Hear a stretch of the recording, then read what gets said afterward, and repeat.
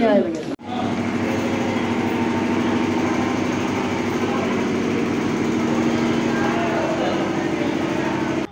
अब हम उस स्पॉट पे पहुंच गए हैं जहां चंद्रशेखर आज़ाद जी को गोली मारी गई थी अंग्रेज़ों द्वारा। और देखिए उन्होंने सरेंडर नहीं किया था, तो स्टैचू भी कितना अच्छा बनाया हुआ है अपनी मूंछों को ताव देते हुए। गुड मॉर्निंग फ्रेंड्स, मैं हूं आपका फ्रेंड वरुण और आप देख रहे हैं मेरा YouTube channel Varun the wanderer. तो फ्रेंड्स, जैसा कि मैंने आपको पिछले वीडियो में दिखाया था त्रिवेणी संगम, अब त्रिवेणी संगम में डुबकी लगाने के बाद हम इलाहाबाद मतलब प्रयागराज को एक्सप्लोर करने के लिए निकल गए हैं। तो इस समय अभी हम जा रहे हैं बड़े हनुमान जी। बड़े हनुमान जी आपने प्रयागराज अगर घूमा हुआ है तो देखा भी होगा, काफ़ी रिनाउंड जगह है। तो चलिए आपको बड़े हनुमान जी की ओर लेके चलते हैं और बड़े हनुमान जी के दर्शन कराते हैं। ये हम एंट्री गेट पे पहुंच गए हैं बड़े हनुमान जी के। तो चलिए अंदर चलते हैं और आपको अंदर जाके इस मंदिर की विशेषता बताते हैं और इसकी हिस्ट्री क्या रही है वो भी आपको बताते हैं।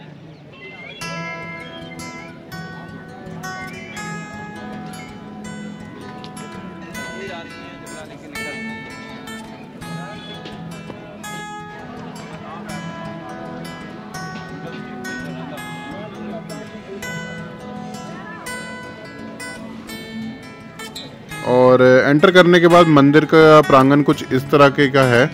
तो चलिए हम उस तरफ चलते हैं जहाँ हनुमान जी की लेटी प्रतिमा है।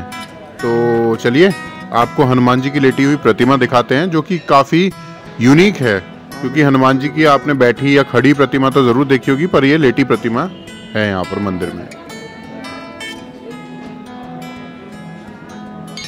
दोस्तों, हनुमान जी का यह प्राचीन मंदिर त्रिवेणी संगम के निकट है।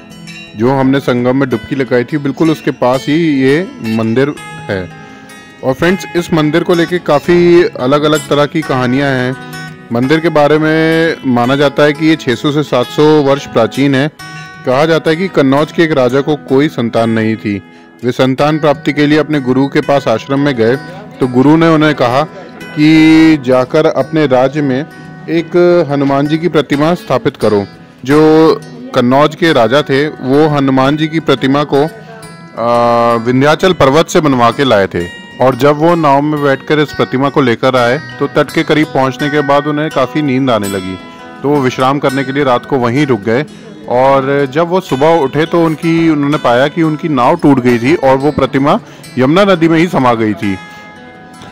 और जब कई वर्षों बाद गंगा और यमुना का जल स्तर घटा, तब राम भक्त बाबा बालगिरी जी महाराज को संगम में ये मूर्ति दिखाई दी और तब से ये मूर्ति यहीं पर ही है।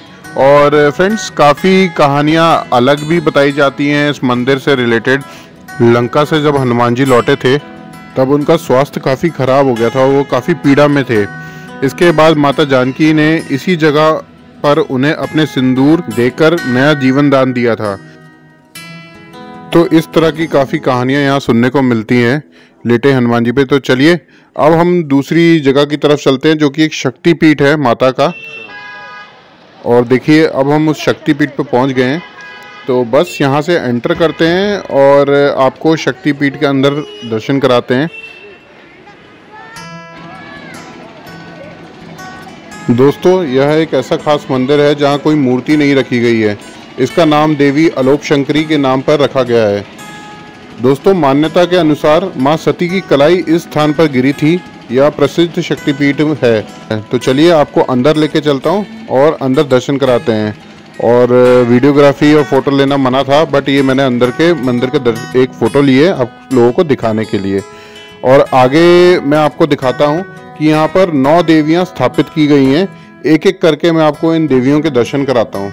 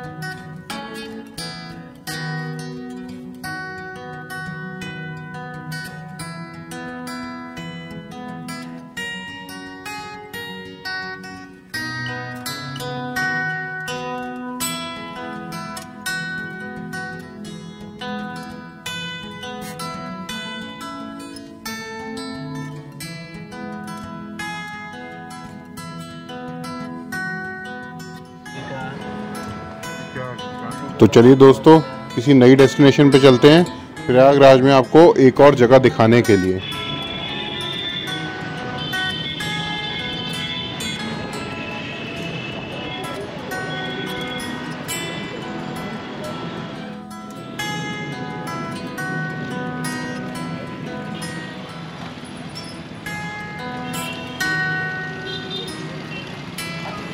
तो अब मैं आपको चंद्रशेखर आज़ाद पार्क में ले आया हूँ और यहाँ पर कहा जाता है कि चंद्रशेखर जी ने अपनी आखिरी सांसें इसी जगह पे ली थी। तो आइए चलते हैं और आपको पार्क दिखाता हूँ। और फ्रेंड्स, हमने इस गेट नंबर 1 से एंट्री ली थी। तो ये है गेट नंबर 1। काफ़ी बड़ा पार्क है ये। इसके गेट नंबर 2 भी है, गेट नंबर 3 भी है। और जो हमने अपनी टिकट ली है वो यहाँ से अपनी टिकट ली है, 5 रुपये टिकट है प्राइस एडल्ट के लिए। और ये हम पार्क के अंदर एंटर कर गए हैं।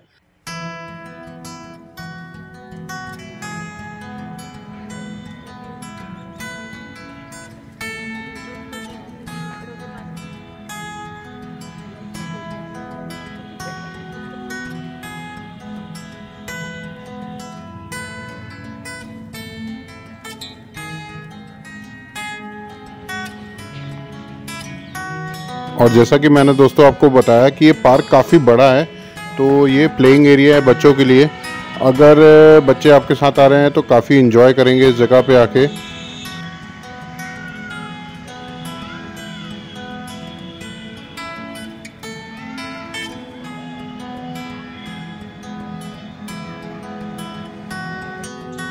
और ये राइड्स आप देख रहे होंगे, काफ़ी राइड्स हैं यहाँ पर। तो इनका भी बच्चे लुत्फ़ उठा सकते हैं इन राइड्स का। आइए अब आपको नक्षत्र वाटिका लेके चलते हैं, जहाँ पर काफ़ी अलग तरह के, काफ़ी प्रकार के कह सकते हैं पेड़ लगे हुए हैं। और ये उन पेड़ों की लिस्ट है, उनके नाम है कि किस किस तरह के पेड़ यहाँ पर लगे हुए हैं।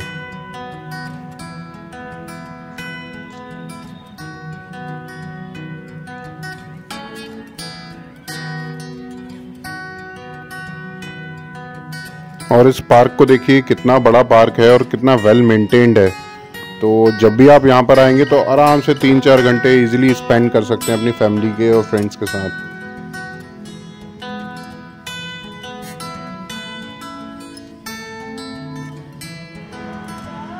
दोस्तों, अब हम उस स्पॉट पे पहुँच गए हैं जहाँ चंद्रशेखर आज़ाद जी को गोली मारी गई थी अंग्रेज़ों द्वारा। और देखिए, उन्होंने सरेंडर नहीं किया था। तो स्टैचू भी कितना अच्छा बनाया हुआ है अपनी मूँछों को ताव देते हुए। और मैं आपको बैक साइड से दिखाता हूँ, चंद्रशेखर आज़ाद जी ने रिवॉल्वर भी पकड़ी हुई है।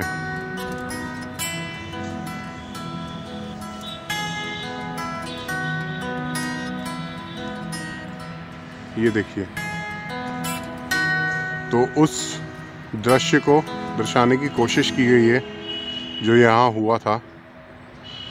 और यही वो जामुन का पेड़ है जिसके पीछे छुपकर चंद्रशेखर आज़ाद जी ने अंग्रेज़ों से मुकाबला किया था।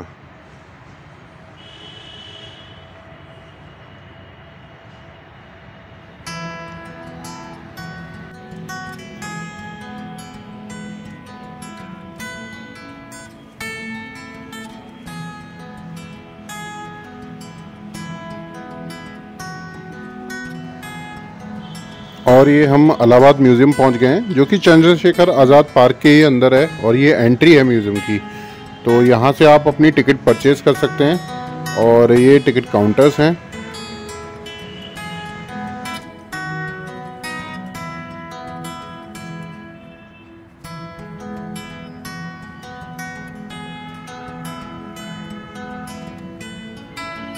और ये चंद्रशेखर आज़ाद जी की मूर्ति आपको गेट नंबर 3 के बिल्कुल सामने दिखेंगी। अगर आप आ रहे हैं तो गेट नंबर 3 से एंटर कर सकते हैं। और ये एक जॉगिंग ट्रैक बना हुआ है इस पार्क के अंदर पूरा, और इतना सॉफ्ट और सिंथेटिक है। और ये विशेषता है इस जॉगिंग ट्रैक की। और चलने में इतना सॉफ्ट है ये ट्रैक कि आपको स्पंजी सा महसूस होगा और थकान बिल्कुल भी महसूस नहीं होगी, क्योंकि गेट नंबर 1 से गेट नंबर 3 का जो रास्ता है वो काफ़ी लंबा है। तो मैंने भी ये डिस्टेंस कवर किया, बट बिल्कुल भी थकान नहीं हुई मुझे। और मेरी सिस्टर को तो इतना अच्छा लगा कि वो नंगे पैर ही चल पड़ी इस जॉगिंग ट्रैक पे।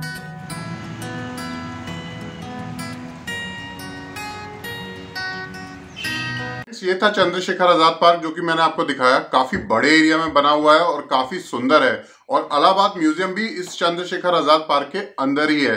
तो फ्रेंड्स, अब हम इस यूपी के सफर को, जो कि बनारस से शुरू किया था मैंने और आपको प्रयागराज लेके आया, संगम के दर्शन कराए, तो इस सफर को मैं यहीं एंड करता हूं और किसी नई डेस्टिनेशन पर चलने की प्लानिंग करते हैं। तो फ्रेंड्स, अगर आपने मेरा पूरा यूपी का सफर और जो प्रयागराज के वीडियोस हैं अगर आपने देखे हैं तो प्लीज लाइक करिएगा, शेयर करिएगा, और जो नए व्यूअर मेरी वीडियो पे जुड़ रहे हैं वो सब्सक्राइब जरूर करिएगा। फ्रेंड्स, चलिए इस वीडियो को यहीं एंड करते हैं और जल्दी मिलते हैं कहीं नई डेस्टिनेशन पे आपको अपने साथ डिजिटली घुमाने के लिए।